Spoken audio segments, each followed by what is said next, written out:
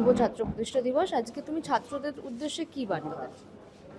আমি ছাত্রদের উদ্দেশ্যে আমার একটাই কথা, যে আজকে যে ভয়ঙ্কর একটা পরিবেশ সারা দেশ জুড়ে এবং আমাদের রাজ্যে এখন নতুনভাবে শুরু হয়েছে, তার বিরুদ্ধে ছাত্র সমাজ যাতে একত্রিতভাবে সংঘবদ্ধ হয় এই অন্যায়ের বিরুদ্ধে লড়াইয়ের জন্য। আচ্ছা, এই যে তৃণমূলের যে ছাত্র পরিষদ এবং বিজেপির যে এবিভিপি এখন দেখতে পাচ্ছি, বা এসএফআই, এরা তো রয়েছে পশ্চিমবঙ্গে, এদেরকে ইয়ে করে কংগ্রেস কিভাবে জায়গা পাবে? দুটো জিনিস আপনাদের একটা ভাবতে হবে, যে কংগ্রেস ছাড়া দেশ বাঁচবে না। তো কংগ্রেসের যে ছাত্র সংগঠন, সেই ছাত্র সংগঠন ছাড়া আগামী দিনে শিক্ষার প্রগতি, সংঘবদ্ধ জীবন, দেশপ্রেম বলুন, লাইব্রেরি বলুন, ল্যাবরেটরি বলুন, ক্যান্টিন বলুন, প্রত্যেকটা ফ্যাকাল্টি বলুন, কোনোটাই কিন্তু সামগ্রিক প্রসার ঘটবে না। কংগ্রেসের আমলেই তো আইআইটি তৈরি হয়েছিল, তারপরে কোথায়? কংগ্রেসের আমলেই তো বিশ্ববিদ্যালয় তৈরি হয়েছিল, তারপরে যে বিশ্ববিদ্যালয় আছে নামে বিশ্ববিদ্যালয়, তার ইনফ্রাস্ট্রাকচার কোথায়? কংগ্রেস যে উদার শিক্ষা ব্যবস্থার কথা বলে, যে বহুত্ববাদ শিক্ষার কথা বলে, যে বহুমুখী শিক্ষার কথা বলে, multi colour, multi culture, multi language, multi ফুডের কথা বলে, সেই ধারা অন্য কারা বহন করবে? আর বিজেপির বিরুদ্ধে লড়তে গেলে, বিজেপির যে তানাশাহী, আরএসএসের যে বিচারধারা, তার বিরুদ্ধে লড়তে গেলে একটা মুখ চাইতো। এই মুখকে লাগাতার আপসীন লড়াই যে লোকটা করছেন, তার নাম রাহুল গান্ধী। আমরা আদর্শগত, নীতিগত, দর্শনগত দিক থেকে বিজেপির বিরোধিতা করি। তার কারণ তারা বিজ্ঞান মনস্কা নন, তাদের সাইন্টিফিক যে সোচ, যে চিন্তাধারা, যে বিচারধারা, তা নয়। তাই জন্য তার আমরা বিরোধিতা করি। কীর্তন বাজানো নিশ্চয়ই দরকার। যাদবপুর বিশ্ববিদ্যালয়ের যারা কীর্তন নিয়ে গবেষণা করবেন, কীর্তন বাজান, কিন্তু যারা স্ট্রাকচারাল ইঞ্জিনিয়ার হবেন, সেখানে কীর্তন গেয়ে কিন্তু ফালতু ওই সময় থালা বাজিয়ে করোনা তাড়ানোর কথা বলা হয়েছিল, গোমূত্র খেয়ে রোগ সারাবার কথা হয়েছিল, কিন্তু এগুলোর সাইন্টিফিক কোনো বেস নেই। আর তাতে যদি টাকা নিয়োগ হয় এবং দেখা যায় যে ভালো ভালো স্কলারশিপ বন্ধ করে দেওয়া হচ্ছে, যেগুলোতে গবেষণাতে উৎকর্ষতা বাড়ে। যাদবপুর বিশ্ববিদ্যালয় বিশ্বের অন্যতম একটি বিশ্ববিদ্যালয়, যার উৎকর্ষতা নিয়ে কোনো রকম কোনো দ্বন্দ্ব বিবাদ নেই। সেখানে কারা কথা বলছেন? আপনাদেরই তো বিভিন্ন টিভি চ্যানেলের মাধ্যমে সেই মুখগুলো দেখুন না। এবার পড়েছেন বন্দে মাতরম নিয়ে। তার কারণ রবীন্দ্রনাথ কংগ্রেসের প্রভিন্সিয়াল কংগ্রেসের সভাপতি ছিলেন। এবার রবীন্দ্রনাথ কংগ্রেসের আইএসআই নষ্ট করে দিতে হবে, জওহরলাল নেহরুর নাম ছিল। আরে ভাই, তুমি নরেন্দ্র মোদীর নামে আরেকটা আইএসআই বানাও না, আইএসআই নিউ করে দাও, দম থাকে করো। দাদা, বাংলায় পালা বদলের পর এতদিন আমরা দেখেছিলাম যে 15 বছরের তৃণমূলের রাজ, এবং এখন বাংলায় কিন্তু বিজেপি। তাহলে কি এবার শিক্ষা কিংবা চাকরির ক্ষেত্রে কি উন্নতি হতে পারে ছাত্রদের? কি উন্নতি হয়েছে দেখছেন? আমরা তো বলেছিলাম যে নতুন সরকার এসছে, কনস্ট্রাকটিভ ওয়েতে ফুললি আমরা সাপোর্ট করব বাংলার ডেভেলপমেন্টের জন্য। 30 দিন, 60 দিন, 90 দিন বলেছিলাম। কি হয়েছে? They have started their work with confrontation, started their work, তারা ডিস্ট্রাকটিভ, নট কনস্ট্রাকটিভ।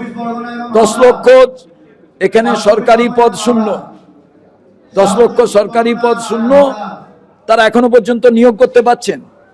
তাদের প্রতিশ্রুতি ছিল 3000 টাকা মহিলাদের দেবেন, ভাওতা করে ভোট নিয়েছিলেন, করতে পারছেন। সুপ্রিম কোর্ট বলে দিয়েছে জেনুইন ভোটারদের নাম কেটে দিয়েছ। রবীন্দ্রনাথ ঠাকুর 1905 সালে 16ই অক্টোবর বঙ্গভঙ্গ রদ করার জন্য তিনি রাখিবন্ধন অনুষ্ঠান করেছিলেন। এবারে প্রদেশ কংগ্রেস রাখিবন্ধন অনুষ্ঠান করেছে। কলকাতার ওয়ার্ডগুলোকে বিজ্ঞানসম্মতভাবে ভাগ না করে, কোথাও 7,000, কোথাও 13,000, কোথাও 18,000, কোথাও 25,000 ভোট বিভিন্নভাবে বিন্যাস করে, শুধু নিজেদের জেতার চিন্তাকে ত্বরান্বিত করার জন্য। এর বিরোধী করছি আমরা। কোথা থেকে একটা শুরু করেছে রাষ্ট্রবাদ। আরে পশ্চিমবাংলার মানুষকে রাষ্ট্রবাদ শেখাতে হবে, আবার কংগ্রেসকে সার্টিফিকেট নিতে হবে। এই জালি যারা 5 বার ধরে পার্টি বদলেছে তাদের কাছ থেকে রাষ্ট্রবাদ নিতে হবে। সম্রাট বঙ্কিমচন্দ্রের বন্দে মাতরম আমরা জন্মাবার থেকে রক্তের সঙ্গে মিশে আছি, বরং বিজেপির নেতাদের রাস্তায় দাঁড়িয়ে বললে বন্দে মাতরম গাইতে পারবে না। মানিকতলায় দেখলেন না, পায়ের নিচে জাতীয় পতাকা আর মুখে বন্দে মাতরমের কথা বলছে। আপনারা বন্দে মাতরম কেন কংগ্রেস বলছে? আরে কংগ্রেসকে সার্টিফিকেট নিতে হবে এই জালিদের থেকে, যারা মুচলেখা দিয়ে জেল থেকে ছাড়া পেয়েছে, যারা দালাল। যখন এদের প্রভুরা দেশ শাসন করছিলেন, রবীন্দ্রনাথ তখন রাখিবন্ধন অনুষ্ঠান করেছিলেন 1905 সালে, আর দালালরা যখন করছে তখনও আমরা রাখিবন্ধন অনুষ্ঠান করলাম। কলকাতার কল্লোলিনী, কলকাতার যে আসল সত্তা তাকে বাঁচাবার জন্য। ফারাক এটাই। আজকেও ছাত্র পরিষদের প্রতিষ্ঠা দিবস, আনন্দের দিন, কিন্তু আজকের আনন্দের দিনটা ছাত্র পরিষদের সমস্ত জায়গা থেকে যে আওয়াজ আসছে সেটা আতঙ্কের। তার কারণ প্রশ্নপত্র ফাঁস, উত্তরপত্রের গলমিল, ছাত্ররা আত্মহত্যা করছে, সামনে কোনো দিশা নেই, চাকরি নেই। তাই তো ছাত্র কি গুঞ্জ, তাই তো ছাত্রদের প্রবল বিক্ষোভের মুখে তাদের দাবিতে শিক্ষামন্ত্রী পদত্যাগ করেছেন, স্টেপ ডাউন করতে হয়েছে সরকারকে। দাদা, আমার শেষ প্রশ্ন যেটা হচ্ছে, আজকে 73তম ছাত্র পরিষদের প্রতিষ্ঠা দিবস কংগ্রেসের, বেশ কিছু নেতৃত্বকে এই মহাজ্যোতি সদনে দেখা গেলেও কিন্তু অধীর রঞ্জন চৌধুরীকে দেখা গেল না, সেটার পেছনে কি কারণ?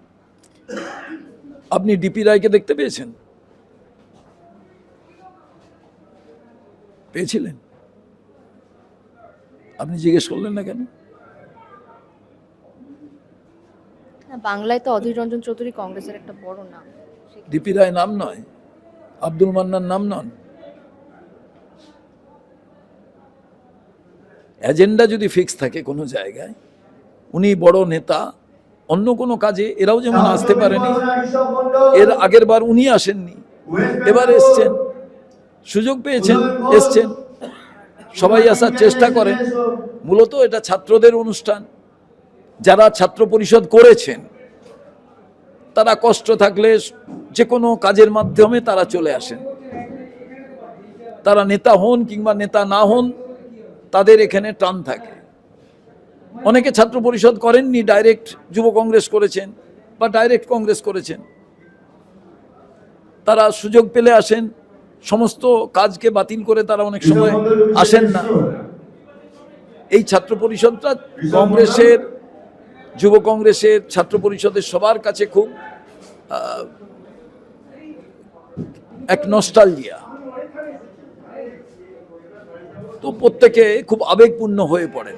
কোনো কারণে আমাদের যে নেতারা আসতে পারেননি, তারা কোনো না কোনো কাজে হয়তো ব্যস্ত ছিলেন, সে কারণে আসতে পারেননি, কিন্তু তাদের মন সবার এই মহাজাতি সদনেই থাকে।